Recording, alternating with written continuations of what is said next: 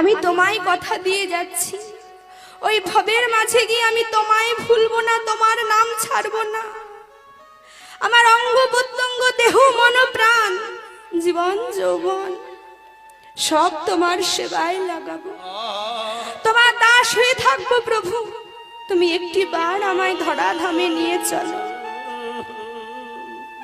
কতই না কেঁদে কেঁদে বলেছিলাম, বাবা আজ এই ভবের মাঝে আসলাম।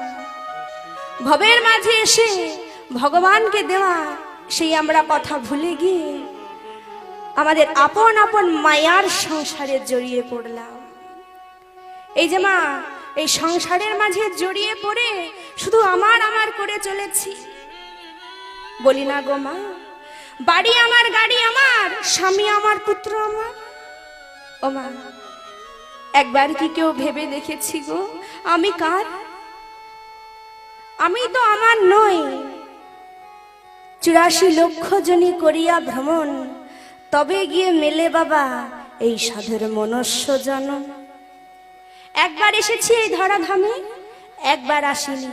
84 লক্ষ জনী, অর্থাৎ 84 লক্ষ বার এসেছি এই ভবের মাঝে, তবে এত সুন্দর গোবিন্দ ভজনের মানব দেহ পেয়েছি। ও মা, ভগবান আমাদের কি দেয়নি? কত সুন্দর করে আমাদেরকে সৃষ্টি করেছে, এই ভবের মাঝে এসেছে, ভবের মাঝে পাঠিয়ে দিয়েছে আমাদের।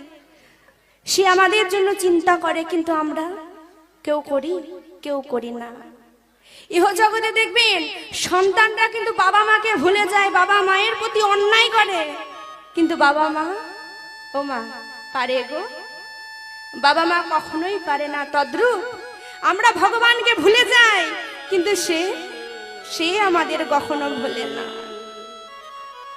আমরা এতটাই কৃপণ হয়ে গেছি মা, যে ভগবানের নাম আমরা কেউ করতে পারি না, তাকে সেবা দিতে পারি না, তাকে ভালোবাসতে পারি না। আচ্ছা মা, আমরা তাকে যখন সেবা দিই, সেই সেবা দিতে গিয়েও কিন্তু অনেক কিপটুমো করি। আচ্ছা মায়েরা, এখানে বলুন তো, আপনারা সকলে পুজো করেন তো? কি দিয়ে করেন গো মা? কি সেবা দেন ভগবানকে? বাতাসা আর নকুল দানা। আচ্ছা মা, এবার বলুন তো, ভগবানকে কটা করে নকুল দানা দেন? গুনে 2টো দেন। সকলেই দেয়, তাই না মা? গুনে 2টো দেয়। 2টোর জায়গায় যদি 3টে পড়ে যায়, ও মা কি করি গো?